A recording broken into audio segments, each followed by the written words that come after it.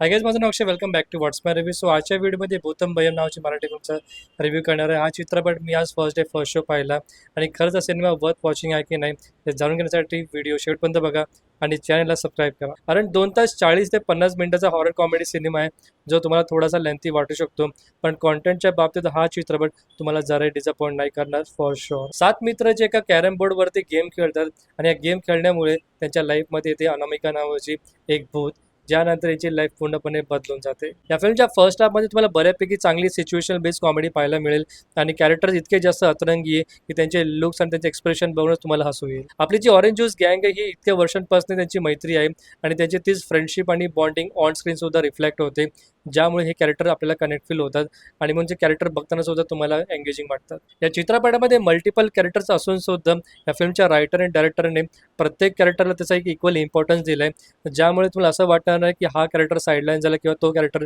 Sideline झालाय. In fact प्रत्येक कॅरेक्टरला आपली आपली कॉमिक टायमिंग्स दिली, ज्यामध्ये ते एकदम फॅन्टॅस्टिक काम केले. ॲक्च्युली चित्रपट बघताना तुम्हाला मल्याळम फिल्म रोमांचमची नक्कीच आठवण येईल, कारण त्या फिल्ममध्ये सुद्धा एक सिमिलर कॉन्सेप्ट होता, ज्यामध्ये सगळे कॅरेक्टर्स गेम खेळतात आणि मग त्याच्या लाईफमध्ये येते एक भूत, आणि सेम कॉन्सेप्ट इथे सुद्धा यूज केला आहे.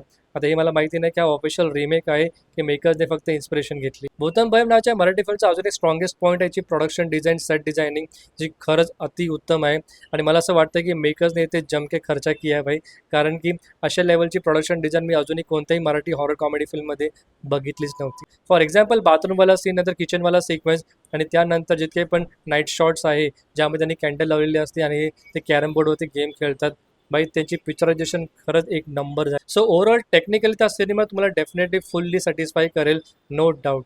म्युझिक आणि सॉंगच्या बाबतीत या फिल्ममध्ये फक्त एक गाणं जे मला खूप जास्त आवडलं, या गाण्याचं नाव आहे हॅपी न्यू इयर आणि हे गाणं आय गेस मिका सिंगने गायलं आहे. या गाण्याचं पिक्चरायझेशन, त्याची कोरिओग्राफी खरंच एक नंबर आहे. या चित्रपटामध्ये अनेक ठिकाणी मेकर्सने VFX आणि ग्राफिक्स सुद्धा यूज केले, बट अगेन त्याचे इंटिग्रेशन सुद्धा एकदम प्रॉपर झाले आणि कुठेही VFX ग्राफिक्स तुम्हाला नकली वाटणार नाही. या फिल्मचा फर्स्ट हाफ खूप जास्त कॉमेडीवरती फोकस करतो, पण सेकंड हाफमध्ये एक चांगला ड्रामा सुरू होतो आणि त्यामध्ये इमोशनल कनेक्शन सुद्धा फील होईल.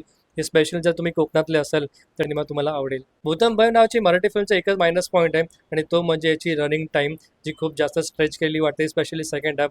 पण बाकी ठिकाणी हा सिनेमा डेफिनेटली वॉचेबल आहे आणि तुम्ही एंटरटेनमेंटच्या पॉईंट ऑफ व्ह्यूने हा सिनेमा नक्कीच बघू शकता. बाकी व्हॉट्समॅपतर्फे या चित्रपटाला आउट ऑफ 5 4ची रेटिंग.